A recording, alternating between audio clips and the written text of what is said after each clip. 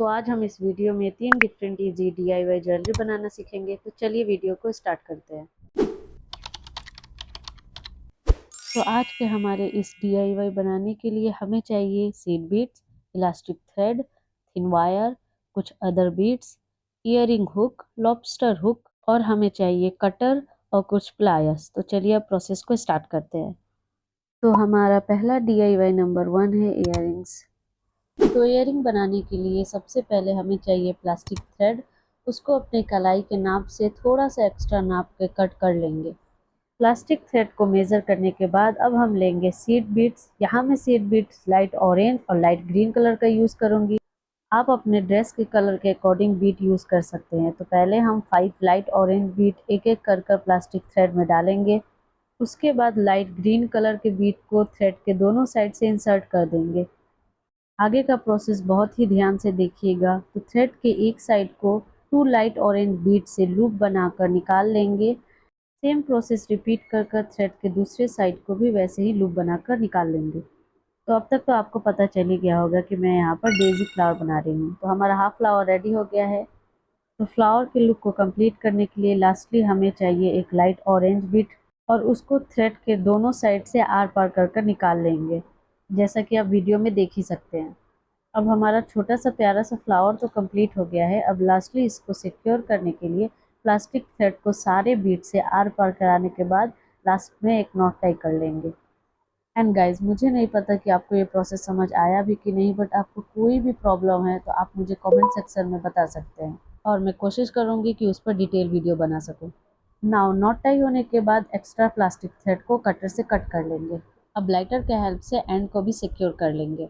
Now हमारा flower तो ready है, बट इसका हैंगिंग बनाने के लिए हम यहाँ पर यूज़ करेंगे थिन वायर। थिन वायर को एक बीट से पास करके उसको लूप बनाकर कट कर लेंगे। यहाँ पर आप चाहे तो जंपरिंग भी यूज़ कर सकते हैं, लेकिन सीड बीट का साइज़ बहुत ही छोटा है तो जंपरिंग इसमें इंसर्ट नहीं होगा, इसीलिए यहाँ पर मैं थ्रेड का यूज़ की हूँ।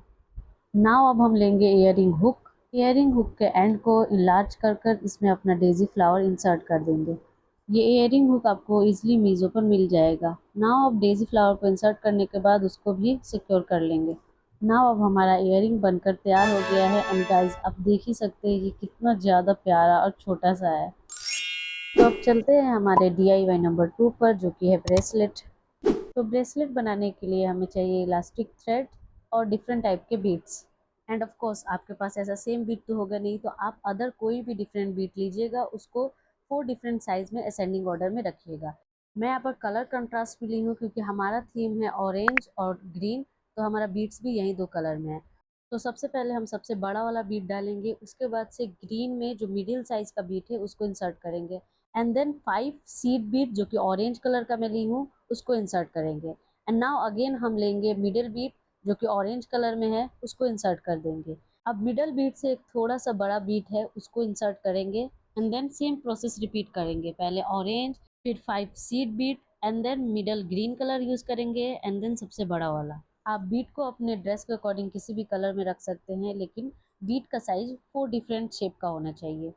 आप अपने से भी पैटर्न बनाकर चेक कर सकते हैं, लेकिन मैं जो पैटर्न बता रही हूँ वो बहुत ही अच्छा इसका लुक आएगा, आप खुद देख सकते हैं।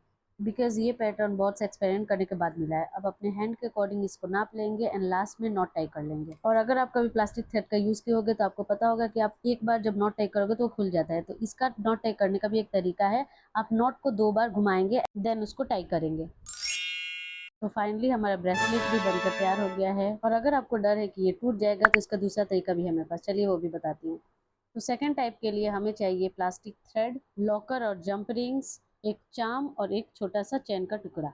हमारा बीट का अरेंजमेंट तो वैसे ही रहेगा, बस इसमें थोड़ा सा चेंजेस करेंगे। चेंजेस ये है कि वायर के एक थ्रेड से हम लॉकर को अटैच करेंगे। लॉकर लगाने का ये फायदा है कि आप साइज को अपने अकॉर्डिंग भी चेंज कर सकते हैं। अब हमारे ब्रेसलेट में लटकन लगाने के लिए चार्म और चेन को लॉबस्टर हुक के साथ ज्वाइंट करेंगे। और अभी तक आपने इस वीडियो को लाइक नहीं किया है तो जाकर लाइक कर दीजिए, और आप चैनल पर नए हैं तो सब्सक्राइब कर लीजिए। नाउ अब हम एक्स्ट्रा चेन को कट कर लेंगे कटर के हेल्प से। अगर आपके पास कटर नहीं है तो ये इजीली अवेलेबल होता है, आप उसको ले सकते हैं। और अगर आपको लेने का मन ना हो तो इसको सीजर से भी कट कर सकते हैं। अब ब्रेसलेट के सेकंड साइड से सबसे पहले लटकन को लगाएंगे एंड देन लॉबस्टर हुक को लगाकर उसको कट कर लेंगे।